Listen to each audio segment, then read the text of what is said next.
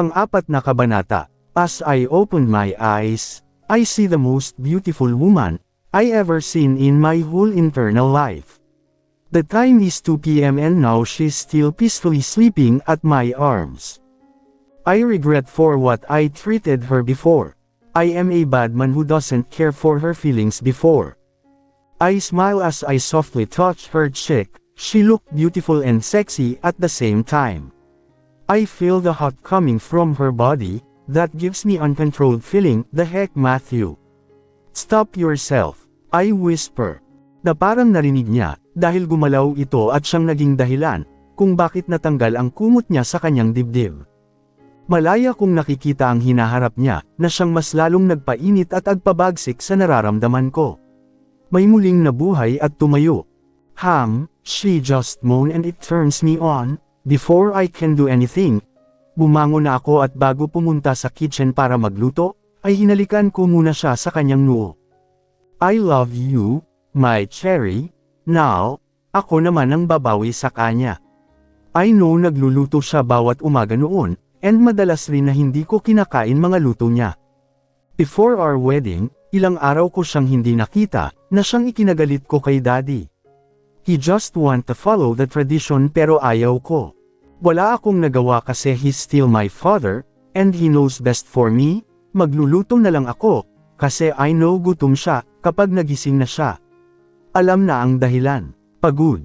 Naalarma ako sa pagbangon, dahil hindi ko na makita si Matthew sa tabi ko. Agad akong bumangon at lumabas sana sa kwartong iyon, ngunit agad rin akong napaupo, dahil sa sakit ng gitna ko. May nakita rin akong red blood sa white bedsheet namin, na siyang simbolo, na wala na ang kabirhinan ko bilang isang babae.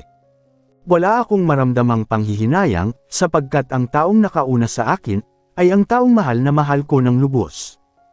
Pilit kong tumayo at pumaron sa CR para mag-ritual shot. Para maligo at magbihis ng mas desente naman.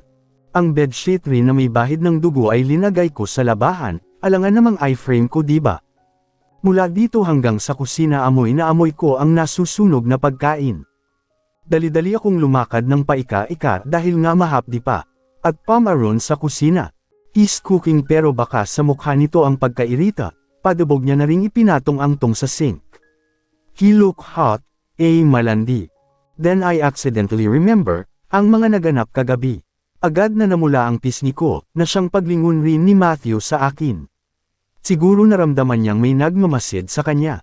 Ano yang niluluto mo? Bakit itim? I just want to cook for you but shucks. Look, mukhang uling na, irita at naiinis niyang sabi. Patingan, natatawa kong sabi. Huwag kang tumawa. Ayan sumisigaw na rin. Kaya mas lalo akong natawa. Stop laughing. Shucks. Padubog siyang umalis sa kusina, at pumihit sa kwarto. Halakhak ko ang nag-echo sa buong silid ng kusina namin, na alam kong narinig niya rin dahil nagmura pa siya sa sala. Mangluto-luto kasi di naman alam. Ayan, puro uling nahahaha. But I find him cute, lalo nang magtugma mga makakapal niyang kilay. He really looked irritated. Pikuning macho, hahaha. Nagluto ako ng adobong manok, dahil chicken meat lamang ang laman ng refrigerator. Noong matapos ako, ay inilagay ko sa isang platter, para mabuhat ko sila ng sabay-sabay. Kumatok ako pero walang sumagot or bumukas lamang. Irita na nga siya. I know naman na nagluto lang siya para sa akin, kahit sa totoo lang di niya talaga alam. Matthew, I call him. But still no one answer me. Matthew opened the door. Nangangalay na ako. This time irritable na rin ang tone ng voice ko. Shucks, ayan puro mura na. What? Pinuksan niya ang pinto, at padabog ulit na humiga sa kama. Dahil sa ngalay na nararamdaman ko, ay minabuti ko munang inilagay sa table ang pagkain. Matthew, kain na tayo. Matthew, inalag-alog ko na rin siya, pero ayaw niyang bumangon at kumain. Matthew, kain na tayo. Gutom na ako, I said in low voice. Wala na gutom na talaga ako, nagsimula na rin kasing manginig boses ko, at ang buong katawan ko. Matthew, banibiro lang naman kita and I'm sorry for that. I know naman na nagluto ka lang, because for me, kahit di mo alam haha. I said habang humiga sa tabi niya at niyakap siya. Mas lalo siyang nairita, dahil natawa talaga ako, sa huli at di ko napigilan. I said, "Stop laughing at me." Nakakainis. Parang baklang naiirita mas daig pa ako. Sorry na nga oo na. Di natatawa pero sa huli pidgel pa rin ang tawa ko. No you're not, look at you. Tawang-tawa ka pa rin. Gusto ko lang naman luton ka, nakanguso niyang sabi, habang sumandal sa higaan, na medyo malayo sa akin. Oh, sige kung ayaw mo edi wag. Di naman kita pipilitin. Daig mo pa ang babaeng may period kung umasta dyan. Padabog akong tumayo at aalis na sana, pero agad niyang naagap ang kamay ko. Lihim ako napangiti, lamang lang naman katapat niyan, pero wala ako sa mood ngayon. Gutom na kasi ako. Fine. Stay, kakain na tayo. Ngumiti ako at hinalikan siya na siyang ikinagulat niya. Pero agad rin naman itong tumugon at mas pinalalim ang halik.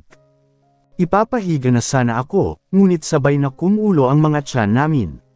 Nagkatinginan kami at sabay ring tumawa, ha ha ha ha. I love you, my cherry, he said and smiled at me.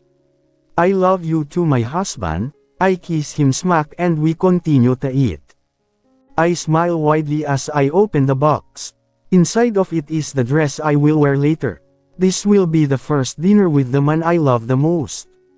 Red dress and backless with red heels. Simple but elegant. Walang ibang style kundi plain lang ito, pero iba ang dala nitong dating. Ganito yung mga gusto kong damit, hindi siya colored pero nakakaagaw pansin agad, lalo na't maputi ako kaya litaw ang pagkapula nito. I stare the mirror. I see simple but simplicity women I ever seen. In my whole entire life, ngayon lang ako nag-ayos ng ganito, at makaramdam ng kabado.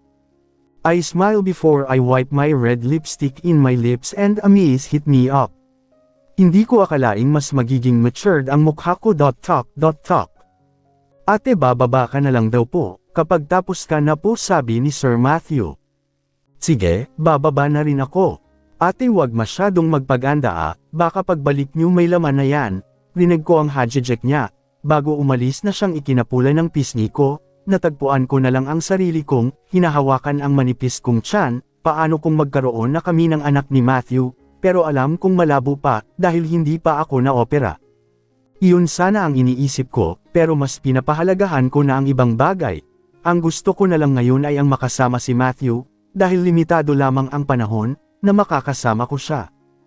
I slowly walk pababa ng hagdan, baka madapa ako nakakahiya. I saw him looking at his phone habang pababa ako, and maybe naramdaman niyang may nakamasid sa kanya, kaya siya napalingon sakin, nag-slow motion ang paligid ko, ang alam ko lang siya at ako. Kahit sa di kalayuan, ay tanaw ko si Claire na parang nasilihan ng puwet, dahil di mapakali at patalon-talon pa. I back my sight from Matthew, he slowly walking near, with those nakakababa ng panty eyes. I can't ask for more God. He gave already the man I desire the most of all. But I know may hangganan ang lahat ng ito. You're so beautiful, my cherry. He said while gentle touch my cheeks, that turned into reddish. My husband is handsome too. Nahihiya kong saad while nakatingin sa ibaba, look at me wife, walk with confidence and with your diamond smiles. He said before he kissed my lips. Tumugon agad ako ngunit panandalian lamang ang halik na iyon, dahil agad ito umatras upang tapusin ang halikan. Let's go wife, we need to hurry. Gusto ko na agad umuwi, later, I know already, kung anong pinapanto niya, kaya agad namula ang buo kong mukha na siyang ikinatawa ng bahagya. Don't stare my wife, you bastard. Mahina kong tinapik si Matthew, dahil sa kanyang sinabi. Nakayuko ang waiter at agad na umalis. Matthew, bakit mo naman ginawa yun? With irritated tone. Shucks, I don't let anyone stare my property, Matthew. Pwede ba, huwag kang maging ganon. Tignan mo na takot yung tao sa'yo. So, it's my fault again. Bakit kinakampihan mo siya ha? Bakit gusto mo rin bang tinatitigan kanya ha? Matthew. Malakas ko siyang sinampal. Buong akala ko magiging perfect ang first dinner date namin, ngayon pero nagkamali ako. Nakita ko ang pagkabigla sa mukha niya, at agad na natahuan sa mga pinagsasabi niya. Thus, he think na ganun akong babae, kalad ka rin. Heck him. Look my cherry. I'm sorry, okay. I got jealous. I'm sorry, he said at hinawakan ang kamay ko, na agad kong binawi at tumayo na. I walk with tear eyes.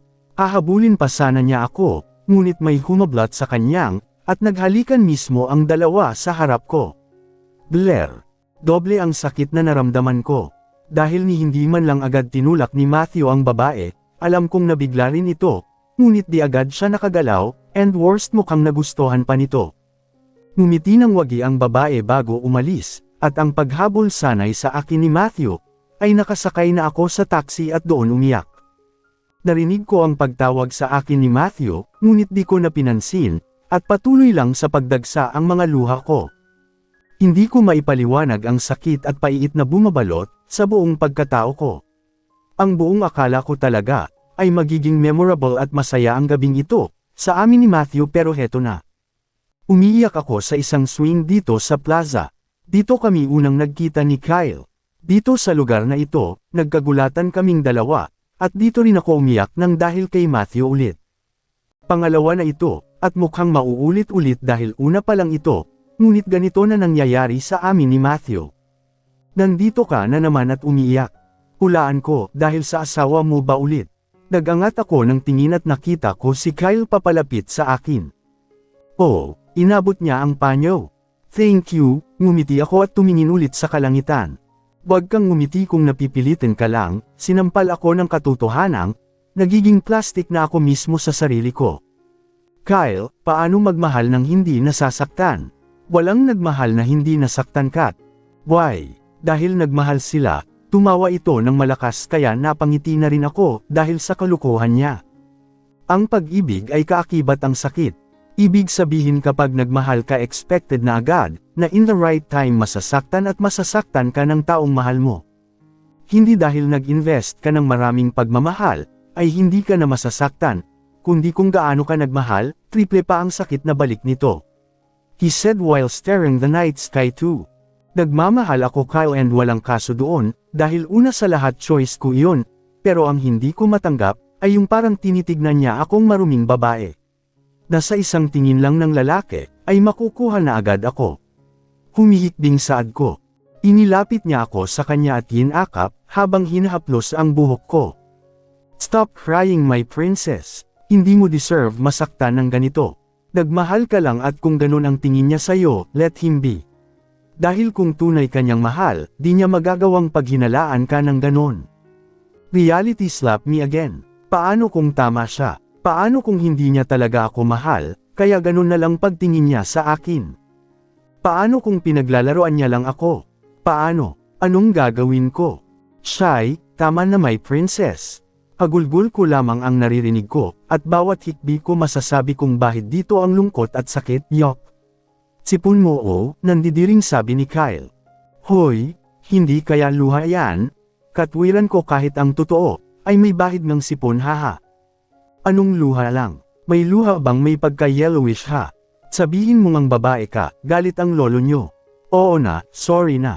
O ayan napunasan na. Ang arte mo, inis ko ring sabi. Ang arte o, tama naman ako. Sipon nga, tumatawa siya kaya nahawa rin ako. Ilang minuto lang nakalipas, ay may human tong sasakyan. Hindi ako pwedeng magkamali si Matthew. Let's go home, Matthew? At agad niya ako inilayo at hinayla, papalayo kay Kyle patungo sa sasakyan. I'm sorry, I mouthed at him at tumango na lamang ito. Walang imikan hanggang nakauwi kami sa bahay, na siyang mas ikinagalak ko, dahil alam kong kapag mag-uusap kami, ay bangayan na naman ang mangyayari. Let's talk, Catherine. Bukas na lang Matthew, I said with low tone, at umakyat na sa taas. I change my dress and take a beach shower, later on humihilik na ako because of tiredness. Bugto mga mata ko pagkagising ko. I'm being emotional pero katapangan ko naman yun diba? I keep loving a man who always hurting me, and making me cry. Buntong hininga lang ang nagawa ko, at tumingin sa salamin. Isang babaeng magulo ang buhok, kasing laki ng bundok ang eyebags, and namumula ang mga mata. Mapatla ang buong mukha ko sinyales na umiyak ako ng tudo, tok tok.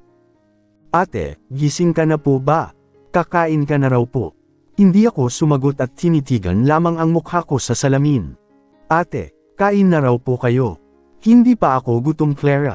Bababa na lang ako kapag gutom na ako, sagot ko ng maalumanay, at baka napansin niyang nanghihina pa boses ko. Ate, okay ka lang po ba? Bakit parang nanghihina ka, at tinig ng umiyak buong gabi boses mo? Pwede ba akong pumasok, ate? Nag-aalalang saad ni Clara. Sige, pasok ka, Clara. Dali-daling lumapit sa tabi ko si Clara, at tinitigan ang buong mukha ko. Alam kong may alam na siya, base pa lang sa itsura ko. Alam niya nang may nangyaring hindi inaasahan, at ikinasakit ng puso ko. Ate, bulong ni Clara at niyakap ako ng mahigpit. Namumula rin ang mga mata niya, simbolong papaiyak na ito. Sa hindi mapigil ang emosyon, napaiyak ulit ako, at humagulgol ng malakas. Hindi ko mapigil ang maging emosyonal, lalo na't ngayon ko lang ulit naranasang may karamay ako. Simula nang iwan ako ng best friend ko, para sa bago niyang best friend, ay nahirapan na ulit akong magtiwala at iparamdam sa kanila na mahal ko sila. Even, nakakapagod at nakakawalang gana ng mabuhay pa. Ate, nandito lang ako. Di kita po iiwan. Iiyak mo lang po, at ako ang magpupunas sa mga luha mo. Nahihirapan ako at nasasaktan para sa iyo, ate, dahil tunay na kapatid na ang turing ko sa iyo, ate. Mahal kita, ate, Clara. Mas lalo akong naiyak dahil sa sinabi niya, ramdam ko na rin ang pagkabasa ng balikat ko, dahil sa mga luhang pumapatak sa mga mata niya. Alam kong bago lang para sa kanya ito, dahil ngayon lang niya ako nakitang mahina, lumuluha at nasasaktan. Thank you, Clara. Pwede bang magkwento ka, ate, para kahit papaano po, maibsan yung sakit na daladala mo, ate? Ngumiti si Clara at humiwalay sa akin. Pinunasan niya ang mga luhang kumalat sa buong mukha ko, at hinaplos ang likod ko. Clara, sapat bang manghusga ka agad sa isang tao, kapag nakita mo at inaawat ka lang nito? Ginawa ko naman na intindihin siya, dahil alam kong nagseselos siya, pero wala ba siyang tiwala sa akin? Akala ko ba mahal niya ako, bakit parang hindi? Hikbi ko ang bumalot sa bawat sulok ng kwarto, at mas lalong naiyak. Ikinukwento ko kay Clara lahat ng nangyari, at lahat detalyado. Walang labis at walang kulang. Ate, kung mahal mo ang isang tao, mas pipiliin mong intindihin at unawain, ang anumang rason nito. Oo nga't, nakita niya sa akto, pero inawat mo siya. Kasi alam mong mali na siya, pero hindi niya agad na-realize iyon at mali nga si Sir.